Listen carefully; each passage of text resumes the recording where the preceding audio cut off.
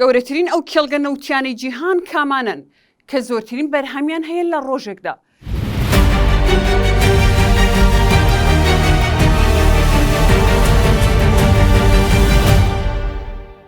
کێڵگەی سامۆتلۆر لە رووسیا گەورەترین کێڵگەی نەوتی رووسایە و شەشەم گەورەترین کێڵگەی نەوتە لە جیهاندا. خاوەنداریەتەکەی دەگەڕێتەوە بۆ کۆمپانیای ڕۆزنەفتی رووسی لە ساڵی 1965 دامەزراوە و توانای بەرهەمهێنانی 332,782 بەرمیلە لە ڕۆژێکدا.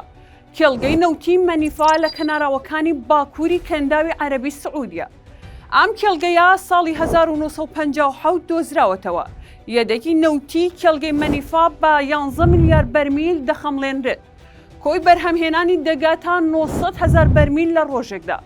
کێڵگەی نەوتی ڕۆژئاوای قورنا لە عێراق لە ساڵی 1973 دۆزراوەتەوە و پێشتر لەلایەن ڕژێمی بەحسەوە درابوو بە کۆمپانیای لۆکۆیلی رووسی تاوەبەرهێنانی تێدا بکرێت.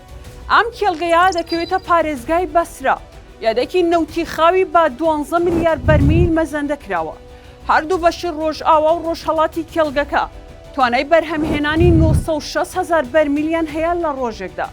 کێڵگەی نەوتی شەیبا لە سعودیە. ئەم کێڵگەیە دەکەوێتە سنوورەکانی باشووری ڕۆژئاوای سعودیە و سنوورەکانی ئیمارات و تەنها 40 کیلۆمەتر دوورە لە ئەبوزەبی. لە ساڵی 1968 دۆزراوەتەوە. ئێستا سەر بە کۆمپانیای ئارامکۆی سعودیە. توانای بەرهەمهێنانی لە ڕۆژێکدا دەگاتە 1 ملیۆن بەرمیل نەوت. کێڵگەی نەوتی سەفانیە لە سعودیە ساڵی 1950 دۆزراوەتەوە.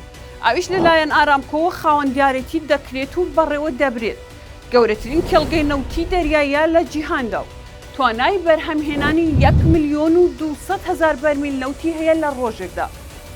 کێڵگەی نەوتی بورگان لە کوێیت گەورەترین کێڵگەی بەردی زیخینە لە جیهاندا.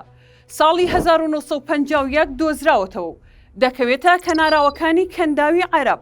لە ڕۆژێکدا توانای بەرهەمهێنانی 1,200,000 بەرمیل نەوتی هەیە. کێڵگەی زەبەلاحی نەوتی ڕۆمێلا لە عێراق ساڵی 1953 لەلایەن کۆمپانیای نەوتی بەسرەوە دۆزراوەتەوە. نزیکەی 30 کیلۆمەتر دوورە لە سنوورەکانی کوێیتەوە.